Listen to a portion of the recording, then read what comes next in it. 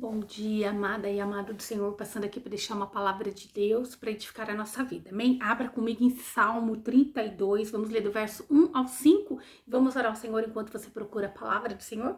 Pai Santo, Deus de poder e Deus de glória, Santo de Israel, venha ministrar, venha falar conosco, no nome de Jesus, acampa teus anjos ao meu redor e ao redor de todo aquele que vai ouvir a tua palavra, é o que eu te peço no nome do Pai, do Filho e do Espírito Santo, amém?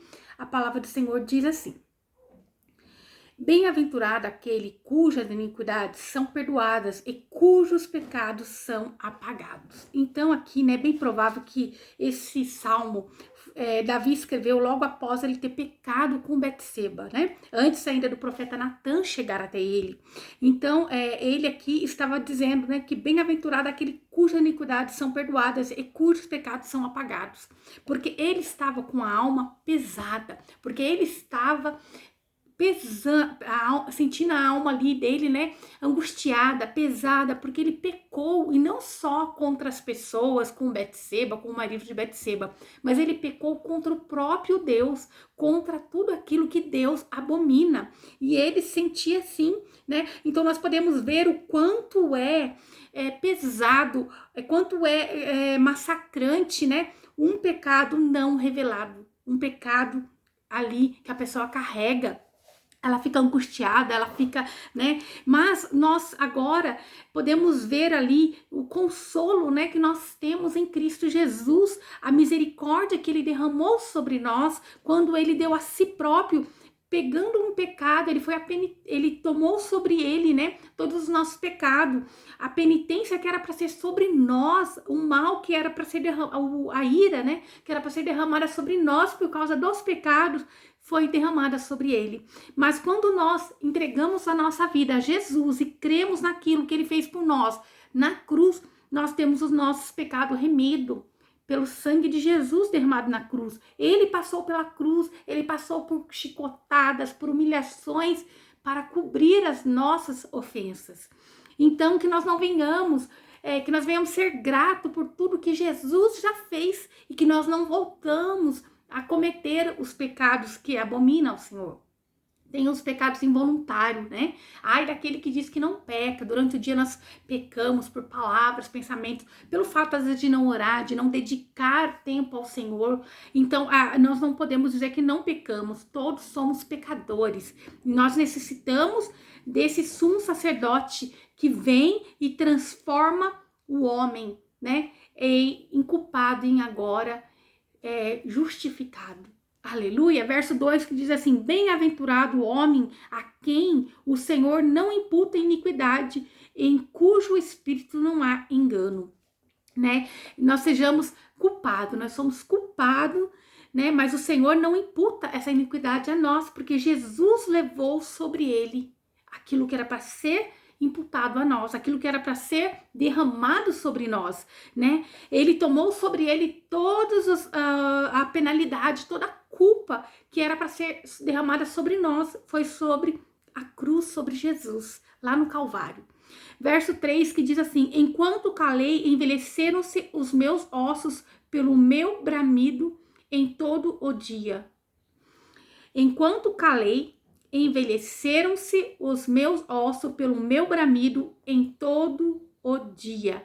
Uma carga, né, um peso de um pecado não confessado, uma carga espiritual, uma opressão por não confessar a Deus os pecados. Quando nós não confessamos a Deus a culpa, né, é muito mais fácil dobrar o joelho, orar e mostrar: Senhor, eu sou culpado, minha grande culpa, somente minha culpa, né? Porque Deus é santo, ele não tem culpa de colheitas que colhemos, né? Ele não tem culpa de processos que passamos por escolhas próprias. Então, o Senhor, ele só quer que nós venhamos confessar. Quando nós confessamos a Deus a nossa culpa, a nossa grande culpa por ações, né, pelas colheitas colhidas, e reconhecemos ali, ó, se não estou colhendo bem, é porque eu plantei mal. Então, o Senhor pode vir, né, e derramar a misericórdia dele, quando nós cremos que Jesus levou sobre ele as nossas iniquidades. Verso 4 que diz assim: porque de dia e de noite se agravou sobre mim a tua mão, e o meu humor se tornou em sequidão de verão. Selá, né? Então, a noite escura ali, né, se agravou. Isso quer dizer a opressão, a tristeza, né, ali destituindo o homem. O pecado faz o homem ser destituído da graça do Senhor, do amor do Senhor, né? O Senhor não se compacta com o pecado, mas quando o homem entende que Jesus foi na cruz e perdoou, né? Aí você fala assim, mas eu pequei, eu não sou merecedor do perdão do Senhor. Não pense isso. Se alguém um dia falou para você que você não é merecedor do perdão do Senhor, ele não conhece a misericórdia de Deus verdadeiramente. Que nem Pedro. Pedro, Jesus falou para ele que ele pecaria e que ele negaria a Cristo, a Jesus, né, por 3 vezes. E ele, diante de todos, ele disse que não, ele não negaria. Jesus disse, antes que o galo cante, né, você me negará 3 vezes. E foi o que aconteceu. Lá no Evangelho, né? Você vai procurar as histórias de Jesus no Evangelho, você vai ver que Pedro pecou contra Jesus. E nem por isso o ministério de Pedro foi parado, foi aniquilado. Não, Jesus perdoou, derramou a graça sobre ele e ele exerceu um ministério grandioso. Então, você entenda, isso não te dá uma liberdade para você sair pecando e pedindo perdão. Não, mas aquele pecado involuntário, aquele pecado que foi sem você planejar, aquele pecado que foi sem você querer, esse te provoca em você a tristeza, porque você sabe que aquilo desagradou a Deus. É como aconteceu com Davi. Ele estava profundamente triste, porque ele pecou não somente contra os homens, mas contra Deus, e ele não queria ter feito aquilo. Então, quando o homem ele sente essa tristeza por ter pecado contra Deus, o Senhor derrama a misericórdia dele. Ele derrama a misericórdia, ele perdoa, assim como ele perdoou Pedro. Pedro negou a Jesus, né? E você vai falar, que pecado absurdo negar o mestre.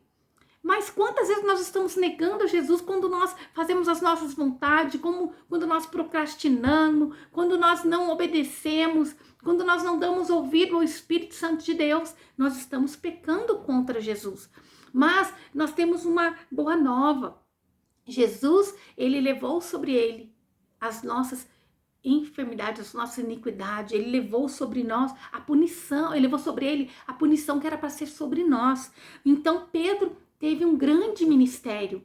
Então eu não sei, às vezes tem pessoas que elas, de vez levantar a outra, ela mata mais, dizendo você não é digno, e a pessoa se afunda, né? Ela toma aquela palavra de derrota sobre a vida dela e ela se afunda. Quando nós vamos ver pessoas que estão na rua, quando a gente leva um marmitex, leva um cobertor, a gente vê pessoas na rua que estão ali e falam, eu pequei, eu falhei, como se nunca mais ela pudesse ser reerguida, como se Deus não fosse ter misericórdia dela se ela clamar. Ela entende, ela toma a culpa sobre ela e ela acha que ela tem que tomar aquilo e levar. Não, Jesus, ele passou pela cruz para nos dar o perdão. Davi foi perdoado, ele exerceu um grande ministério. Pedro foi perdoado e exerceu um grande ministério. E quantas pessoas estão lá, caída no laço do inimigo, porque interpretou mal, achando que Deus não vai olhar para ela.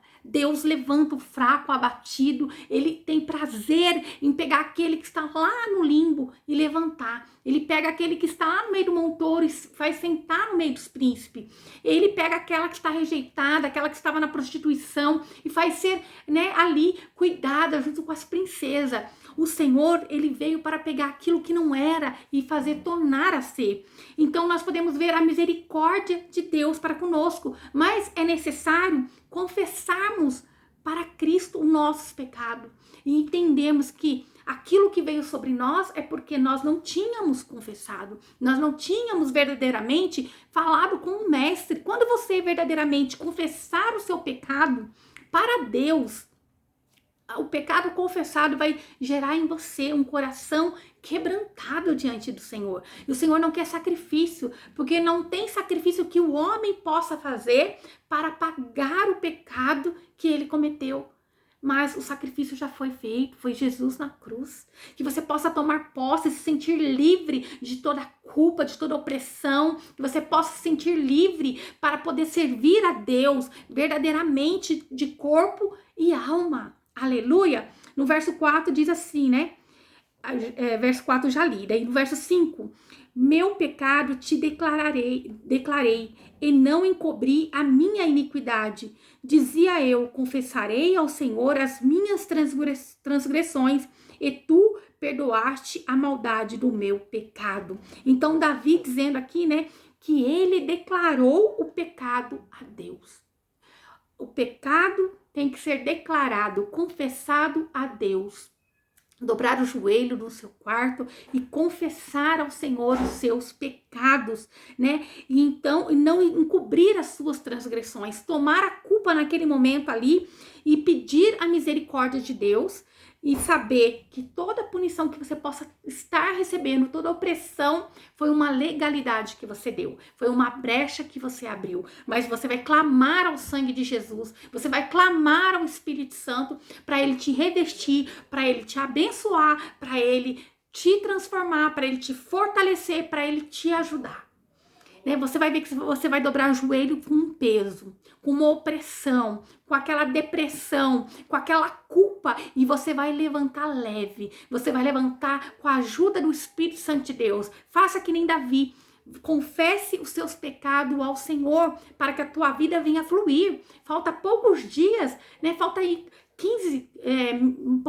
16 dias para terminar o ano. São 16 dias que você pode transformar a sua vida quando você colocar diante do Senhor as suas falhas, os seus pecados, a sua tristeza, as opressões que tem vindo sobre a tua vida. Quando você entregar a tua vida verdadeiramente a Deus, Ele vai poder cuidar. Ele vai poder perdoar e vai poder conduzir a tua vida, e você vai ver que em pouco tempo o Senhor pode transformar aquilo que era improvável, pode se tornar provável. Aquilo que era incerteza, o Senhor pode fazer acontecer. Aquilo que era maldição pode se tornar em bênção. Amém? Aleluia. Essa é a palavra de Deus para a minha e para a tua vida. A graça do perdão que o Senhor derramou sobre nós quando deu Jesus para passar na cruz. A graça que o Senhor derrama sobre todo aquele que crê. Tem que crer.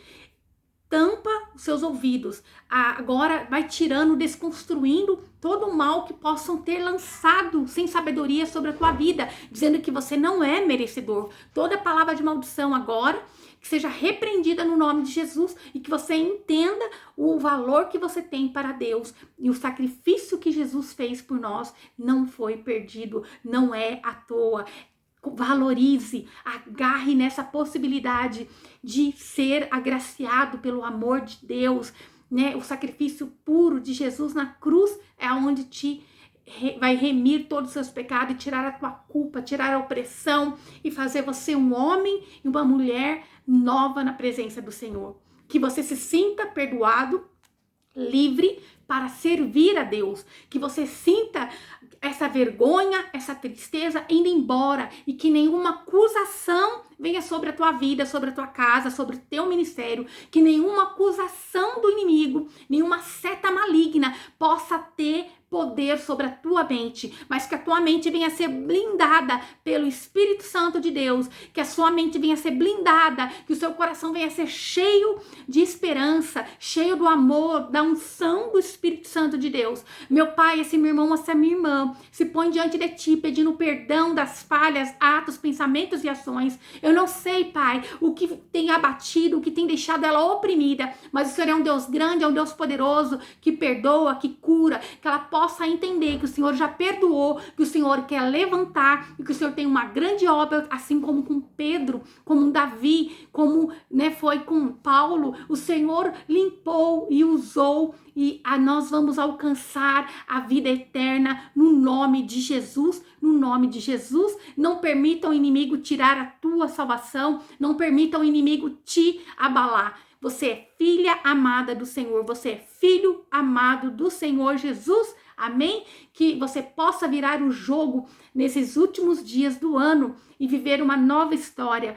Erga a cabeça, você é amada do Senhor, você é amado do Senhor. Entenda o sacrifício de Jesus na cruz e tome posse de cabeça erguida da herança que é tua por direito. Amém? Que o Senhor te abençoe e te guarde e faça o rosto dele resplandecer sobre você. E que ele te traga paz, a paz que excede todo entendimento humano. Glória a Deus, aleluia.